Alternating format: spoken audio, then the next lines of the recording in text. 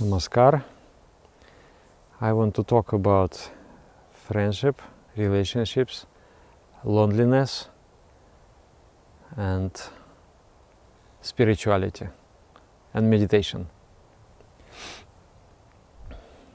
We are travelers in this world, and actually because of our biological existence also, we are such a species. We are not supposed to be alone, we are supposed to be with somebody. There has to be a feeling of belonging to something. Then we feel happy. Biologically, genetically, that's how we are. But the moment comes that you realize that actually we are alone. We are travelers in this world, and nothing is forever. Nothing can be forever. There is this metaphor. There are two trains standing on the platform, and across the platform you are seeing another train, and in the bogie there is another person whom you like, and you meet, there is eye contact, and you are seeing each other, you are looking at each other for a time being, for some time, for several minutes. Then the trains will start to move, and one train will go faster, another train will go slower, maybe one train will go left, another train will go right. So that brief moment of seeing each other, of being in contact with each other, is the moment of our relationship, is the moment of our friendship. And in infinite existence, infinite universe, we just bump at each other. We serve a certain mission, certain purpose. We are just like, this game, what you call it, a pool, no? That you are with the stick you are hitting the balls, and then the balls you hit the balls and it goes tuck tuck tuck tuck tuck tuck. it goes into the goal, no? So that is the game, the cosmic game. Sometime, according to the providence, we bump at each other, we correct each other's directions to set up the trajectory right, and then we bump against each other, playing in the cosmic game of the universe. So this is the nature of our relationships. So, therefore, if we are getting attached, we are bound to be frustrated. What is attachment? I experience something, and I feel nice. So, I want this experience to go on forever. So I become attached to the form, to the situation. This situation has given me a nice experience. So I want it always stay the same. There is a proverb: you cannot enter into the same river twice, because you are not the same, and river is not the same. You may go the same place, but the river is not the same, and you are not the same also. So in relationship, often we expect a person to remain the same, and neither that person is the same, nor you are the same. I remember one time, I really loved one friend of mine. He is one of my spiritual teachers. We traveled with him, and it was such a beautiful journey. There was nothing special, I was his translator, but it was full of divinity. He was teaching some meditation classes, but I felt divine love. I felt that I really have touched the Supreme Entity. So I associated that with him. I thought that he is such a great saint, my teacher, that, near him I feel so good, I feel so great. So I missed him like anything. I was writing him letters.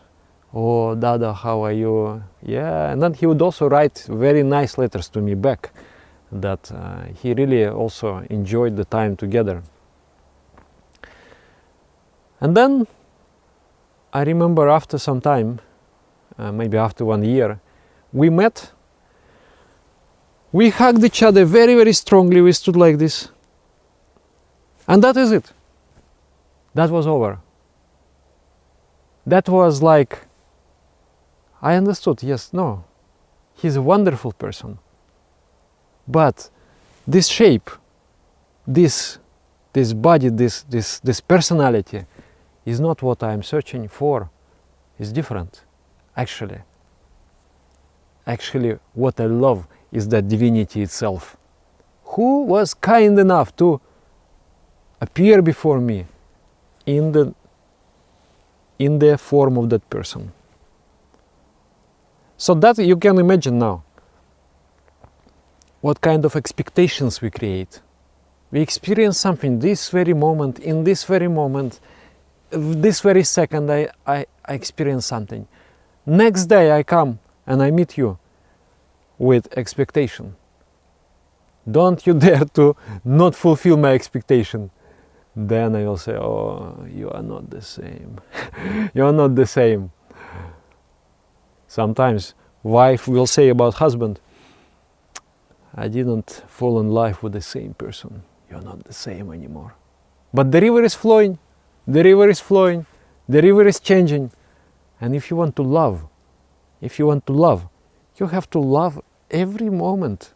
Not that moment that has happened years ago, but this very moment, this moment which is going on now, which is happening now. Another thing is that we should give up expectations. Expectations, they kill love. They kill this moment because you are not seeing behind those expectations. You are not seeing this moment. You're expecting something. This is out of your mind. There is nothing to do with reality. You're loving the idol within your mind. You know, it is said in Bible, you shall not create an idol for yourself. So we are very good at creating those idols. We experience something. Then upon that experience, we have put a lot of imagination. And then we fall in love with that imagination. And we never love reality. We do not love reality. So how to be happy if you always love yourself? You always, yourself means not really deeper self, but those idols of yours, those skeletons within your mind, you are loving them. You are not loving the moment, this moment, this reality. So it helps me to feel that I am actually alone.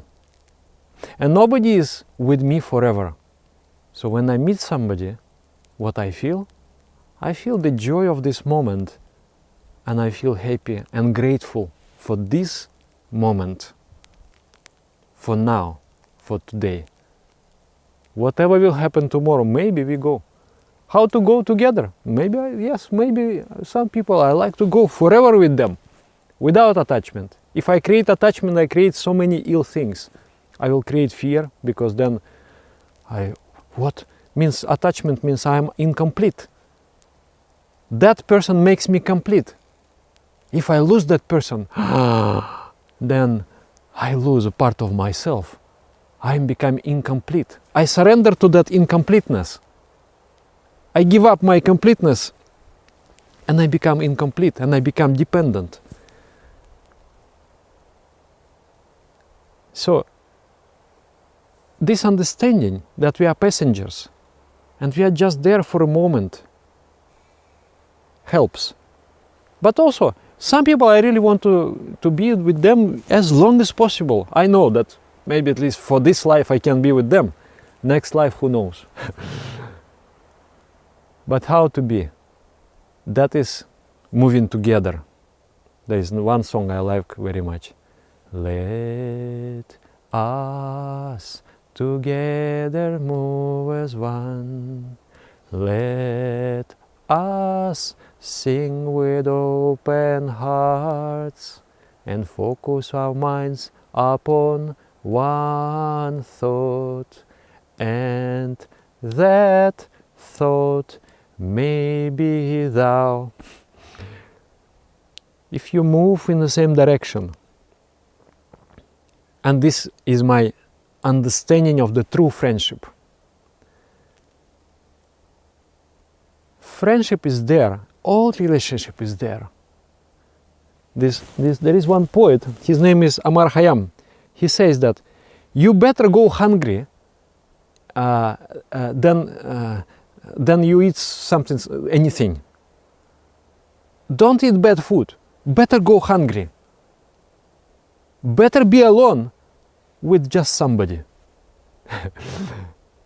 So this is a nice philosophy of life. You better be alone, because when you are alone, you are complete. You are complete in yourself and you are happy. Go inside. Dive inside. Find happiness inside. And it's okay, you are alone, it's okay. But if you are to find a person, doesn't matter, friend, a partner, whoever. If you are building any tie with anybody, any relationship with anybody, then what should be that person?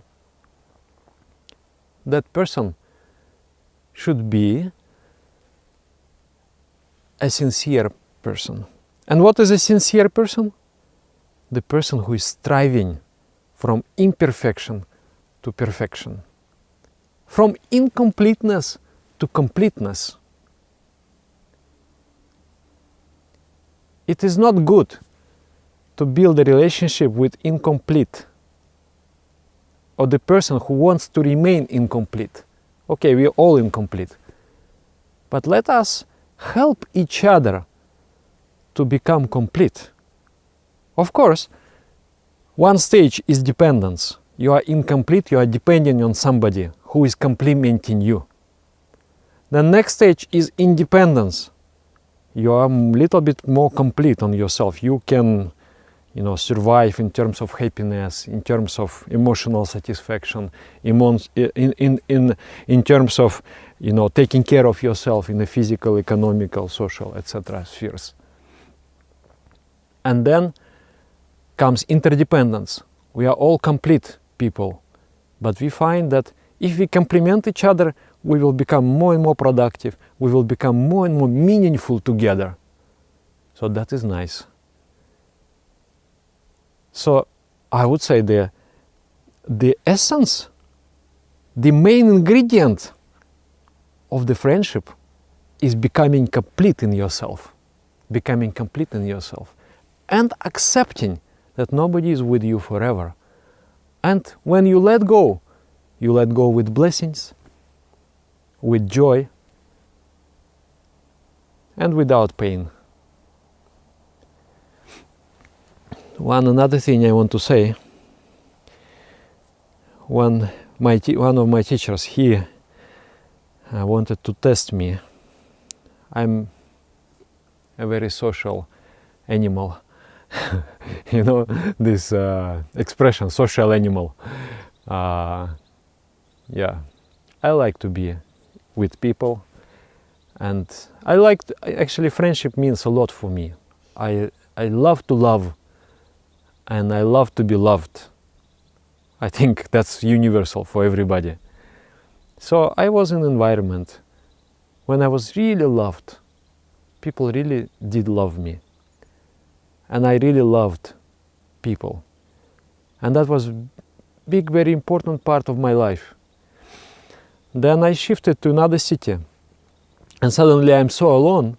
And I thought that, these people, they will be writing me every day. They will be asking me, how are you, this and that. Nothing happened like that. Of course, that time there was no messenger, there was no so much of communication. But to my surprise, these people, they were going on, there was their happiness. There was nice environment. Well, slowly, they little bit, okay, how are you? And I hope you are well. That's it. And then slowly, it's just the river have dried up. And I'm like, I thought that you loved me so much, and now I am all alone. So I felt like that. And then nobody to connect with, nobody to share with. And that time there was not even, to call you have to spend a lot of money.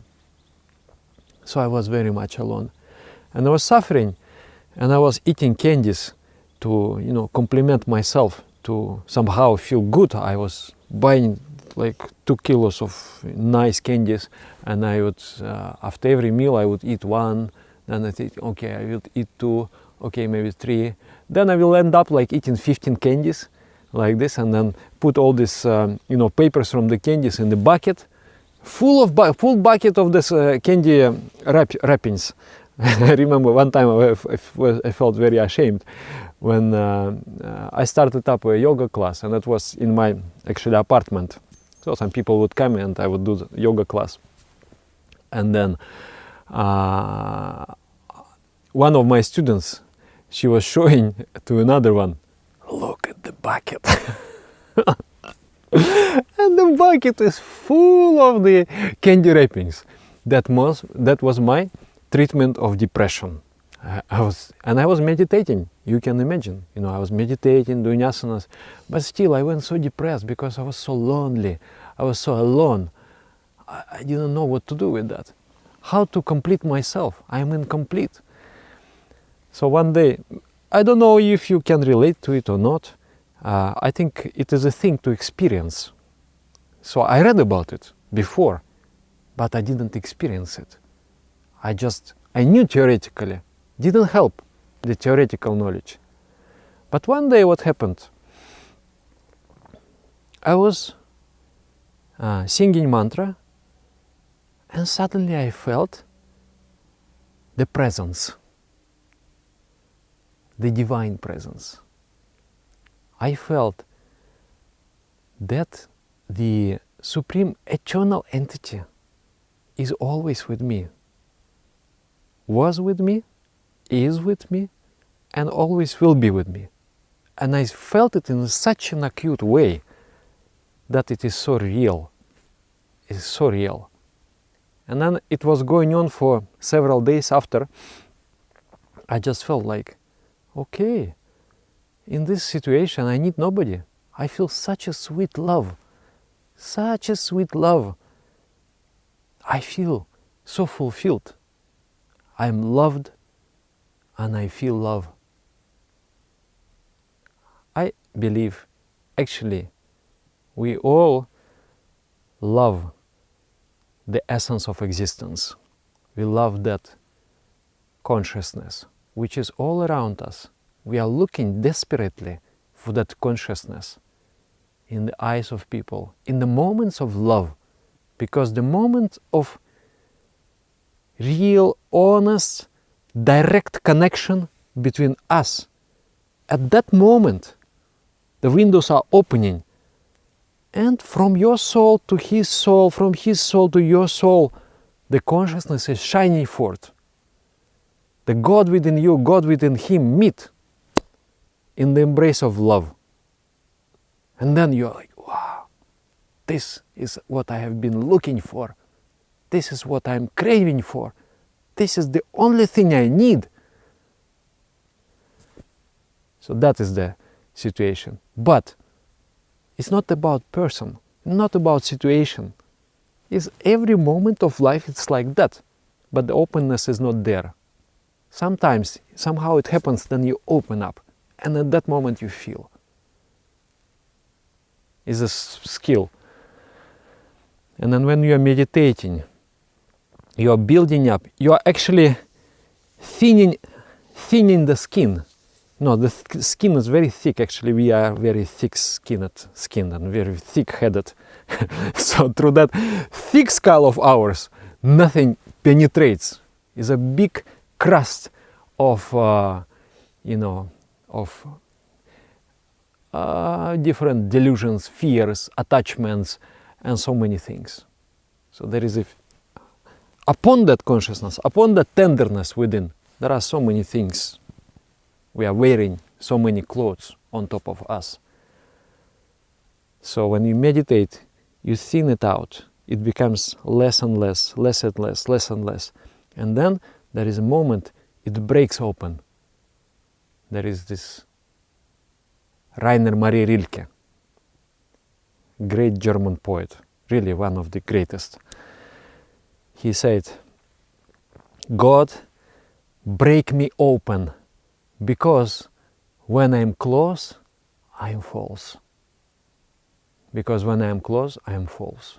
So break me, open me, even if I have to feel pain, still break me, because when I will open, then I will become true. So that's okay. Anyway, that is a little bit I'm going. So when I felt that, two things I realized in that journey. Number one, nobody owes me anything. Nobody is with me forever. And then people, normally, they take care about themselves. They move for their own happiness. They owe me nothing. And I should be grateful for whatever they have given me. For those moments they have given me, I should be grateful. And I should not be resentful that they are not continuing. Like the person is paying you money every month, 1,000 euro he is giving you, and just for free, for nothing, without expectation, nothing. And then one day he stops to give you 1,000 euro. You feel, you, such a bad person, you stopped giving me money. So I think in relationship is something like that. And then instead of appreciating whatever has happened, we become resentful. Oh, why? So at that moment I realized that, no, nobody owes me anything. Actually, whatever happens, I receive with gratefulness. And number two, I realized, first I realized I'm alone in this world. I'm alone. So don't you expect from anybody anything, because essentially you're alone. Essentially everyone moves on their own trajectories. Don't expect. And second thing I realized is that I'm never alone. That divine presence is always with me. It is me who is not open. That's why I do not see. It is my ego. It is my mind closed. That's why I cannot receive. That's why I cannot perceive. And then that was a liberation. From that moment, I lost the fear of loneliness. The loneliness is not anymore an issue, because I know I'm never alone. Anyway, I was speaking about friendship and relationship, and that is also a satsang, a connection with the Supreme. So let us find such a person who is moving in the same direction towards the greatness, and then inspiring you to move towards the greatness with a similar speed, with a similar direction. And do not search for friendship which is just sentimental. Oh, I just feel good, that's okay. There has to be some ideals backing up the friendship. And one more thing I want to say, and I will finish this thinking process. There is something nice about relationship. It's actually about relationship between disciple and teacher and guru. But it applies to everybody, I feel. The one who is always blessing you with pleasant things is your enemy. The one, because he's spoiling you, the one who is always restricting you and disciplining you and punishing you and, making your life harder is your enemy, because he is just suppressing you. But the person who is disciplining you, at the same time blessing you, who gives you love, and at the same time build some limits. The limits to restrict the animality within you. You restrict the lower nature to release the higher nature. That's how with my father was. With my mother, I would misbehave, and she couldn't control. Because I knew the way, I would cry in such a way that she could not. She was so totally helpless. So I always would have my way. And my father, I never had my way. He would say, okay, now if you want to go to play, you have to do this work. And then he would give me very, very nonsense kind of works. They were like old planks, and I would take out the nails, and then I would straighten those nails, and then he would reuse those nails like for the for the construction work. I truly hated that work, but my father said, sit, do this work, unless you have done, you cannot go. And it was like, okay, he would put me in a framework. And with him, I didn't ever dare to disobey or misbehave. And I loved to be with him. Because, why? Because of that feeling. He put me in the shape of a human. He would not allow the animal in me dominate. He would make the human come out. And I loved that. Because human is happier than animal. So friendship is always love and restrictions. We should help each other maintain our humanity. We should never allow ourselves, another person, another partner, to fall into the lower expressions. So, different ideas on friendship and relationship today. Thank you very much. Namaskar. And then, if you have something to say also, please write in the comments.